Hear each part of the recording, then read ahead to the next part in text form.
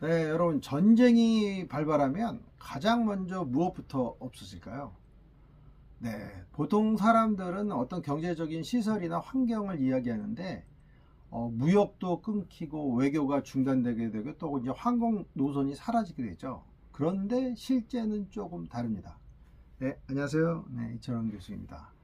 네, 실제는 좀 다르다는 얘기가 뭐냐면은 생각보다 빠르게 멈춰지는 게 있는데 바로 오늘 우리가 얘기하는 스포츠입니다.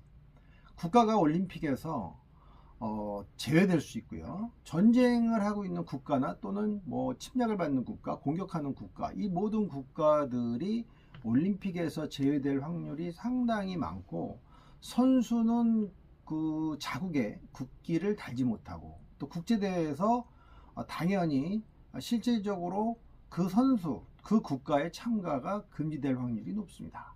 그러니까 여기서 질문을 또 하나 해볼 수가 있는데요. 그러면은 왜 전쟁이 발발하면 스포츠부터 사라지게 될까요? 이건 최근 그 러시아와 우크라이나의 전쟁에서 일어나는 것뿐만이 아니라요. 실제적으로 역사적으로 본다면 스포츠사에는 그 전쟁이 발발했을 때 그 해당 당사국들이 올림픽 또는 스포츠 제전에 나오지 못하는 경우가 왕왕 있었습니다. 그래서 이런 논리로 본다면 스포츠는 처음부터 정치적 무대라고 볼 수가 있다는 것이죠. 우리가 일반적으로 그 올림픽을 얘기할 때 나치 올림픽이라고 불리는 베를린 올림픽, 그게 1936년이었죠. 그 1936년은 우리나라한테는 상당히 뜻깊은 그 올림픽이었죠. 바로 그 위대한 마라토너인 송기정 선생님이 그 당시에 아쉽게도 일장기를 달고 뛰었지만 바로 우리 대한민국 그 국민들의 어떻게 보면 애환을 달래줄 수 있었던, 우리가 어쩔 수 없이 그 침략받고 통치를 받고 있었지만 그러나 바로 그런 울분을 이겨낼 수 있게 하는 쾌거를 달성했던 그 올림픽이 바로 1936년 올림픽이었죠. 이 올림픽에서 히틀러는 이 대회를 통해서 뭔가의 메시지를 계속 내고 싶었죠. 독일의 힘, 질서, 이런 것들을 세계에 보여주고자 했다는 것이죠. 그래서 올림픽이라는 것은 이미 스포츠를 넘어서 국가의 이미지를 홍보하는 것이다. 1900년대 초반부터도 이와 같은 움직임이 있었다는 것이죠. 그래서 그 실질적으로 이런 흐름이 냉전 시기, 우리가 다른 영상에도 얘기했던 그 콜드워 시기, 미국과 소련으로 위시되는 그런 국제 질서의 시기에 있어서도 스포츠는 더 노골적인 정치적 공간이 되었다는 것이죠. 미국과 소련은 메달 수를 경쟁하면서 본인들의 체제 경쟁을 하게 되었죠. 금메달은 단순한 승리가 아니고 바로 이념의 승리를 의미하기도 했습니다. 그래서 우리가 잘 알다시피 모스크바 올림픽에서의 미국과 서방 국가들의 보이콧, 1984년도에 LA 올림픽이 있었죠. 그때의 동구권, 소련을 중심으로 한 동구권 그 국가들의 맞 보이콧, 이런 것들이 심화되면서 올림픽에서 정치적인 입김이 굉장히 중요하게 되었다는 것이죠. 그래서 이제 이러한 시기를 거치면서 스포츠는 전쟁을 대신하는 소위 경쟁의 장이 되었다는 것이죠.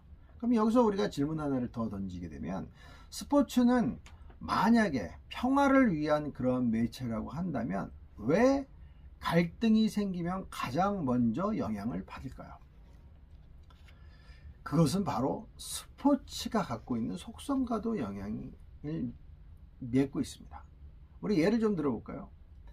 그 2022년 러시아가 우크라이나를 침공한 이후로 국제 스포츠에서는 러시아에 대한 여러 가지 제재를 빠르게 했습니다. 그래서 러시아 대표팀은 국제 여러 대회들, 특히 축구 대회라든지 이런 데서 제외될 수밖에 없었고요. 많은 국제 연맹에서 러시아 선수들의 참가가 제한이 됐죠. 올림픽에서는 국가와 또는 국기, 러시아 국기를 사용할 수 없게 되었고, 선수들은 어떤 그 중립 선수의 신분으로만 참가할 수 있었다는 것이죠. 그렇기 때문에 이들이 여러 가지 선수들이 또 제약을 받게 되었다는 거죠. 그리고 실질적으로 이런 어떤 스포츠를 통한 제재를 하는 이유는 뭐냐? 우리가 어떤 국가가 전쟁을 일으키거나 발발했을 때 다른 제재들은 시간이 오래 걸려요. 그런데 스포츠 제재는 아주 효과가 빠르고 빠르게 제재를 할 수 있다는 특성을 갖고 있기 때문에 이게 아주 효력이 좋고 빠르게 제재할 수 있다는 특성을 갖고 있다는 거죠.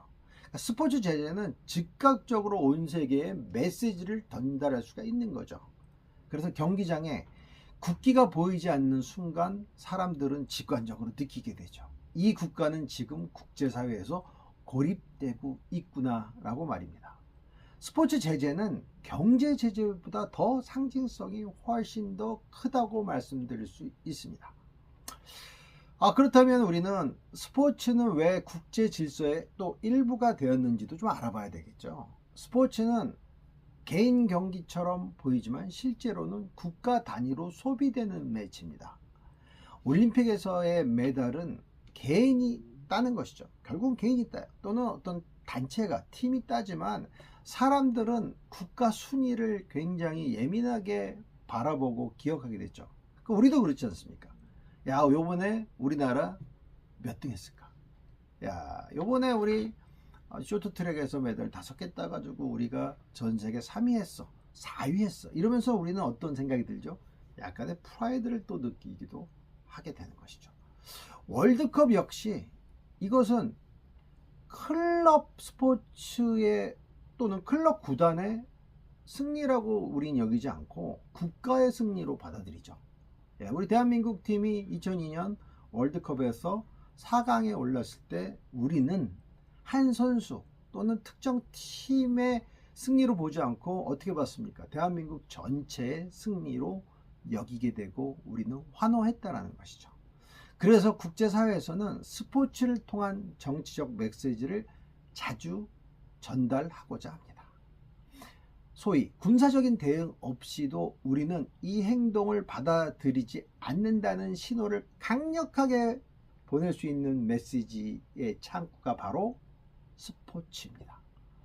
네, 여기서 또 다른 질문 하나 드리겠습니다. 그렇다면 스포츠에 대한 제재는 정부를 압박하기 위한 것일까요? 아니면 세계 여론을 조성하기 위한 것일까요? 네, 현실적으로는 후자에 더 가깝습니다. 스포츠는 뉴스보다도 감정적인 측면에서 빠르게 전달되는 힘을 갖고 있는 매력 덩어리이기 때문이죠. 러시아 우리 그 전쟁 이후로 국제 스포츠에는 여러 가지 좀 변화가 좀 발견되기 시작했죠. 스포츠는 정치와 분리되어야 한다는 그런 원칙은 여전히 존재하지만 실제로 또한 완전히 또 분리될 수 없다라는 그런 모순점도 나오고 있어요. 국제 스포츠의 기구들은 이제 더 이상 단순한 경기 운영 조직은 아닙니다. 그들은 국제사회의 가치와 질서를 반영하는 그런 기관으로 승화되고 있습니다.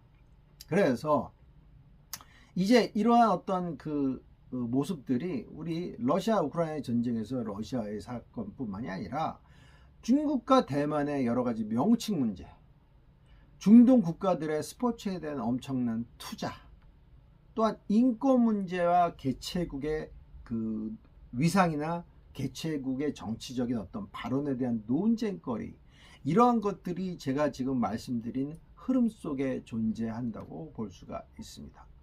다시 말해서 스포츠는 이제 세계 정치와 완전히 분리된 공간이 아닙니다. 아니, 분리될 수도 없습니다. 앞으로도 저는 스포츠는 전 세계의 국제관계 또는 정치와는 절대 분리될 수 없는 매체라고 생각이 듭니다. 그런데 스포츠는 또 한편으로도 갈등을 멈출 수 있는 중요한 매체가 되기도 합니다. 스포츠는 갈등을 드러내는 동시에 또한 갈등을 완화하기도 하죠. 1971년에 그 미국의 탁구 외교, 이 굉장히 또 재밌는 우리 그 채널에서 자주 얘기하는데, 이러한 어떤 스포츠 외교는 결국 두 나라의 관계를 개선하는데 많은 도움을 주게 됐죠.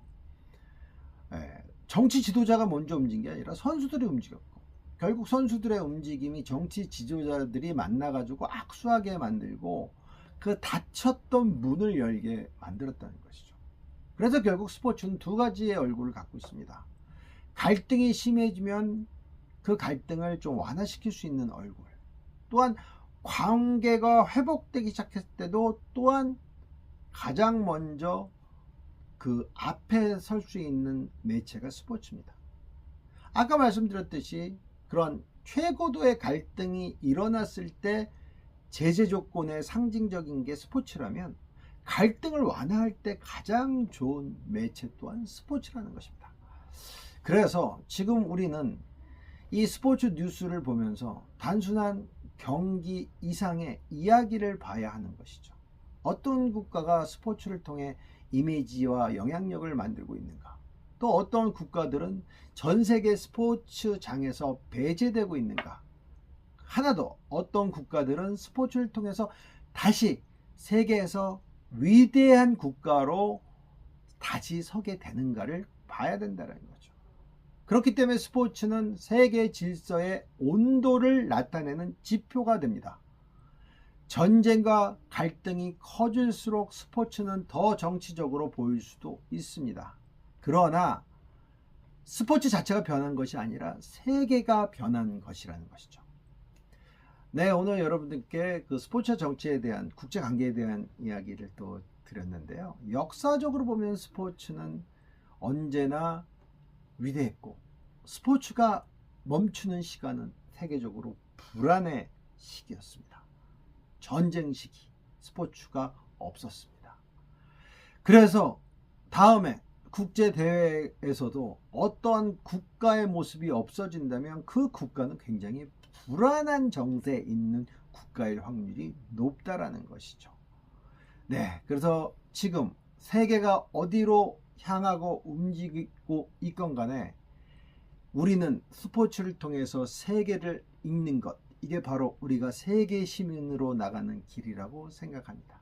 네, 오늘 영상 좋으셨으면 좋아요와 구독 부탁드립니다. 네, 고맙습니다.